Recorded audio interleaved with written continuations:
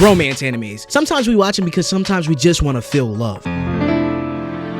Either way, most romances don't have happy ending. Listen, y'all better like and follow and subscribe and all that good stuff if y'all want to find love. Because Loving Yamada at Level 999 already starts off with a crazy start. The first few scenes is this young girl named Akane talking with her boyfriend at a cafe or whatever the freak.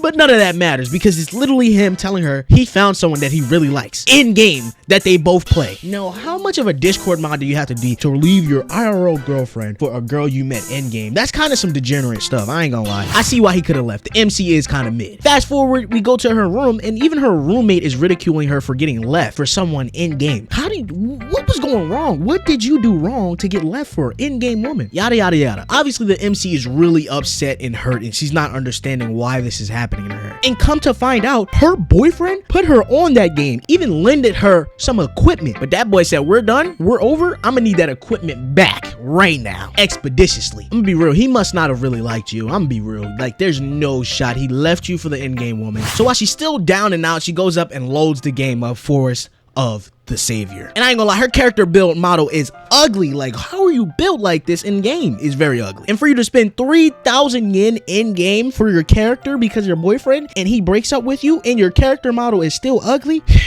you might want to get that checked out. So while you're upset, what's the best thing to do while you're upset? Go into game and take out some mobs. While she's in the game and she's taking out mobs, she goes ahead and meets Afro Yamada. Now, Afro Yamada is the most basic, bland person you could ever know, but he's a goat. And after further inspection, they're in a guild together, but they've never really spoken with each other. So she takes it upon herself to say good morning to him. Now, I don't know what type of timing he's on, but for some reason, he must be typing with his 2 index fingers because he takes 2 minutes to even respond. And when he does respond, all he says is, hello. 2 minutes just to say hello? So she tries to make even more conversation with him, and she has to wait another 2 minutes. Obviously, he's not interested in conversing with you. Lord, she must really be the issue in the relationships. And Yamada gets straight to the point. He goes and asks her, is she looking for the rare item in the game? And she's like, there's a rare item? Oh, mind you, she's a beginner because her boyfriend taught her everything. So Yamada's like, can you skedaddle so I can get the rare item? And she's like, no, I'm hunting because I just got dumped by my boyfriend. And here she goes, trauma dumping on Afro Yamada, who's just met her and does not care. She goes on and does all that. I'm just here for the rare item, lady. I'm not interested. Are you moving or not? That's some real Christian Bale stuff right there. It had me like, you know what I'm saying? That boy Afro Yamada did not care about none of that. Don't care about your boyfriend, don't care about that. He's on his goals. He's about his motivation. So she starts flipping out, spazzing out.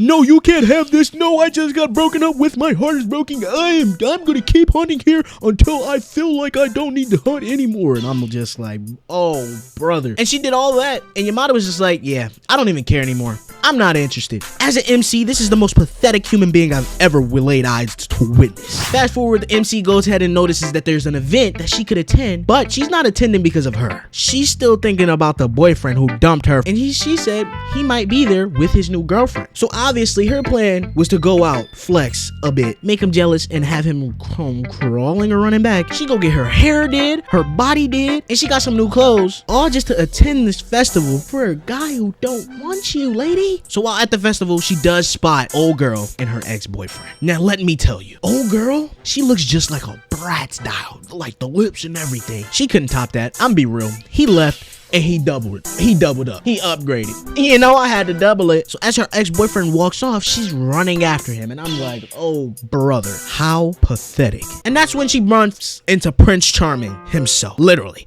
Quite the embody. I'm not gonna lie. When I seen him, my jaw dropped. While she's on the ground and I saw his face, my jaw dropped. I said, dang, he's hot. He picks up the shoe for her and everything. She even says he's hot. She gets up immediately off her feet. She explains, oh my God, I was panicking. I'm going through so much. I'm having a rough time and yada, yada, yada. And oh boy, all he says is, oh. And I realized, that's Yamada. She even apologizes and he goes on to say, yeah, I'm not interested, and walks off. This is why Yamada is a goat. But she goes ahead and realizes that it's Yamada. So she calls out his name and he's confused. He's lost. He's like, how do you know who I am? And that's when it would appear that her ex-boyfriend notices her, but he's not noticing her. Afro Yamada is actually a popular pro gamer in the community, and he fanboys, he geeks out. He's not even worried about his ex-girlfriend. And she's like, what? Yamada, you're famous? And I swear to God, like a light bulb just lit up in her head, and she's like, I got this one. I got this one. When her ex-boyfriend finally notices her, what are you here for? She's like, oh, I'm just here with my boyfriend Yamada.